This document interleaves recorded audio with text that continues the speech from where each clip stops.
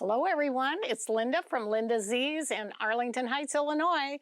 Ready for coffee with me today? Or if you're joining us later in the evening, I hope you'll take some time. It's not a long session today, but what I want to do is continue on with some information about thread. You know, so often people are not aware, nobody's ever taught you what weight and what type of thread to use. So I thought, since I covered in a prior video about a sewing thread, one of my favorites, and an quilting thread, today you can see I've got a little fish on. There's 3 of them. They're kind of fun. They're swimming. I did them on my brother, which now it's not this one. This looks like a kind of a scary fish, but these are fun fish. And I'm going to talk about how I did them, but I also want to tell you and really get down to the nitty-gritty about why we use these threads and what type of threads we use. So let's get started. If you got a notepad and a piece of paper, it'd be kind of fun. Pen, it'd be kind of fun to really take some notes, because I think this will help you in some of your embroidery projects. We see so many times customers that come into our store, they bought a new embroidery machine or on our website, and then they give us a call and they say, what happened? I was so excited about making an initial for my child or myself on a shirt or whatever, and it looks like this, crunched up. And so, you know, they probably, obviously, were excited, didn't use the right fabric, the right stabilizer, or the right thread. So we're really, really focusing on the right thread. And then I've got the stabilizers here too, because I want to touch on that again. I do that in many times in a step-by-step video. However, today I thought, since the design is already sewn, and it's not sewn, you can see this is a stretchy fabric, so it's sewn on a knit shirt. I actually did the knit shirt on the Bernina 850. The 890 has the cover hem, but I use that too. Actually, I used a different machine for the cover hem.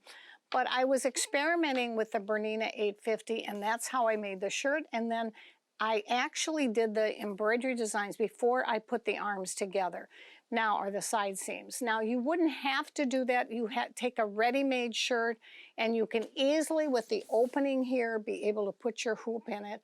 But the key is the right thread and the right stabilizer. So what I have in front of me, and Nick, I think you can probably get this on the camera here, I have 40 weight thread. And 40 weight thread is ideally what you want to use when you're doing embroidery. Any type of embroidery, even if it's a knit, this is a knit, or a woven, like I've got some new fabrics here I'm going to talk about in a minute. And the 40 weight thread, see this one? This is a Floriani. I have found really, really good results with Floriani thread. It's, again, a really nice shiny. It's got kind of a shiny look to it. It's not a rayon. It almost looks like a rayon, but it is a fully spun poly thread. And the shine is from the poly. So you can throw this in the washer, in the dryer. You can see this is a shirt I've had for a long time. I've thrown it in the machine in the washer many times. I don't use bleach on it, but I do use that color, whatever it is. There's a certain one that I do use. I'm OxyClean or whatever it is. I have never, ever had the colors fade. And if you use the right kind of threads, you won't. I use rayon too. Jenny Haskins has a rayon thread that I do have. Sometimes it's a little brighter, a little shinier, and so sometimes I'll mix it with my poly. But the main thing that I'm showing you today is what I've had a lot of success with, and that is the 40 weight thread that I'm showing here on the spools. Now, can you see this overhead? This one looks like a little bit different. In fact, if I put it down, maybe I'll put it on top of here so you can see them on the white. Now, do you see how these other 3 are real shiny? And this one is really a matte finish. It's still a 40 weight thread. And sometimes when you're doing a design, you might want a little bit of matte in some of the design. It's totally your discretion. You do not have to follow the color chart. If you've not done a lot of embroidery and you're starting out and you want to focus more on the the technique of embroidery, then follow the color chart, what it tells you, step 1, step color 2, color 3. But on this one, this is like I said, a matte finish, but it's still a 40 weight thread. Now, there's a rule in thread, and you're going to hear me repeat this over and over. The higher the number, the finer the thread. What we have here in the bobbin that I'm going to put with these, any of these 40 weight threads, is a lighter weight thread. And when I'm using my brother, I did use, you can see on here, I do have a baby lock, and I can take this out and show you. Now this has got a Magna Glide, and that's a little bit different from these, but when I'm using so I do use these Magna Glides, and they are a poly thread, and see how there's a little bit of a magnet in there, and when I put it in, you can see how it stays in, it won't come out. So that's a little bit different when you're doing a multi-needle machine. But those of you that don't have a multi-needle and have a regular machine and have a regular brother embroidery machine, then I would absolutely, or even a regular baby lock machine, they're interchangeable, I would absolutely use these pre-wound bobbins. And the reason I love them so much is that you do not want to go higher in your bobbin weight than 60. This happens to be almost an 80, 78, I believe. And it's a poly thread. So remember, the higher the number, the finer the thread. This is 40. So what is this? Which one is heavier? The 40 or the one in the bobbin, which is about a 78? You're right, bingo. It's definitely the 40. The 40 is heavier. The bobbin weight is lighter. And the reason that we want to do that, the higher the number, the finer the thread, the reason that we want to do that is because when you have a lighter thread, it pulls the wonderful embroidery design up to the top and leaves the embroidery bobbin on the bottom. Now, you can see the real inspiration of these engineers for doing this. You don't have to change your tensions. Some people do on certain machines have a separate bobbin case. I don't do that at all. I have a luminaire. I use when I'm doing my 40 weight on the top and my pre-wound bobbin in the bottom. I never change a thing. I just put it right in there, and it absolutely makes the embroidery, as you can see, real nice and smooth on the top, and it pulls that bobbin through and it keeps it at the bottom, so the little bit of the green will go right down to the bottom of the design. So if I turn it over, I'll see just a little bit of a rim of the green on the back side of the shirt, and that's because I'm using the 2 different weights of thread. If I would use the 40 weight on the top and the 40 weight in the bobbin, I'd have a totally different look, and I don't want that. Now, there are times when designers do different things, so I don't want to ever tell you you can't do something, but I'm just giving you a real good rule for regular embroidery.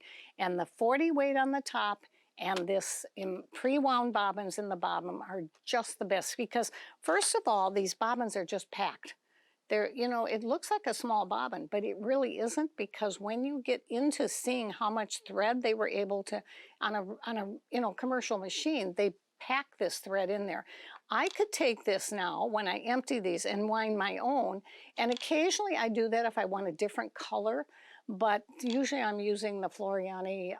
They have some bobbin threads that are real good in colors. But if I have something really unusual and I want to do it, then I might wind my own. But the majority of the time... So why do you have the white and black? What is... Okay, Nicholas just asked me, why do we use white? Well, the white I use because this is a white shirt. And I want to use pretty much, if it's a light color, you're going to use a light bobbin. But if I had a real dark bobbin, like if I were going to do something on this wonderful little travel bicycle, it's got all kinds of French designs on here, then I would use black on this blue one, definitely.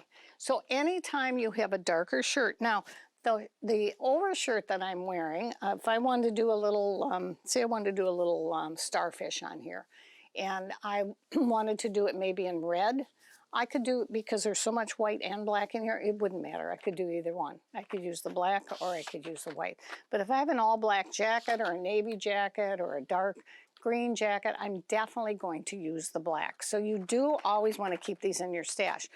Now, I have other machines besides Brother, as most of you know. I have a Bernina, and I tell you, when I use my Bernina, the best thread that I love, I still use a 40 weight thread, and many times I'll use the Floriani, but I have these wonderful plastic boxes that you've seen that I've shown you before, and sometime I will take you into my sewing room if I ever could clean it up, so that probably will never happen. But if I can, I would show you. I have shelves across, not like a lot of designers where they have all their pegs on the wall. Mine would get too dusty because I have so many threads. So I have the plastic boxes that are lined. I can get 4 to a shelf, and I put not only my Floriani, but this is the Embellish, which is Hope Yoder's Embellish. That's the matte. I use the Isacord, which I love, on my Bernina. I don't know why, but my Bernina just says, I love you, I love you, I love you, Isacord. And so for whatever reason it works, so I use it. Now, when I'm doing my Bernina, many times I will use in the bobbin, now Bernina has this huge big bobbin, I will wind my own bobbin, and I will wind it with 60 weight thread. That 60 weight thread with Isacord 40 on the top just seems to work well with my machine. So you'll really, as you start embroidering, or if you start getting into more advanced embroidery, you'll start to know what works for you and what doesn't work. You know, again, 40 weight thread is really where you want to start always with your top thread. Have I ever used a 30 weight or a heavier thread on the top? I have. Sometimes I'll do it when I'm doing a label, but you know, not too often. So again, I hope this helps you and gives you a little bit of idea on embroidery. I'm going to try and do different types of threads each time that we come. Maybe I'll do one more next week or the following week, and that'll give you a little bit more idea. Because do you know how many threads we have in our store right now? About 110 different weights and kinds. Oh, it's probably more than that. So I don't want to confuse you. I'm just trying to get you simply into some really good threads that really work well for you. Now, what in the world am I got over here? And Nick, you're going to have to help me with this. These are brand new fabrics from Michael Miller that have come in. We're going to put a coupon on the, can you do that for me? Put a coupon on the... And we can have a discount in the store. I don't know if they're going to have them on the website by Thursday, but we could. Okay, all right. Can we do it? Yeah, I think we can. Okay. We will for them. All right, and what kind of a coupon? How much can we give them off on this? How about 30? How about 35? 35? How about 40? How about, let's do 40. Let's do 40. This time only, huh? One time only. They're going to kill me at the store. This is brand new fabric that just came in. They always go, okay, what did she do now? And everybody starts calling the next morning. So I'm going to give you 40%. There's 27 colors of all of this. I didn't bring them all in. But I just have to show you this because I just love this. This is called a toile, and I'm probably not saying it right. It's French. You can see it's got I think the Arc de Triomphe is on the little bicycles. I know I saw it here. It's traveling. It's somebody who's... It's called a toile. toile. Here's the Triomphe. So how do you say it, Nick? A toile. A toile. You gotta get that tongue going. And the really great part about this, there's not a lot. So it's the blue, it's the red.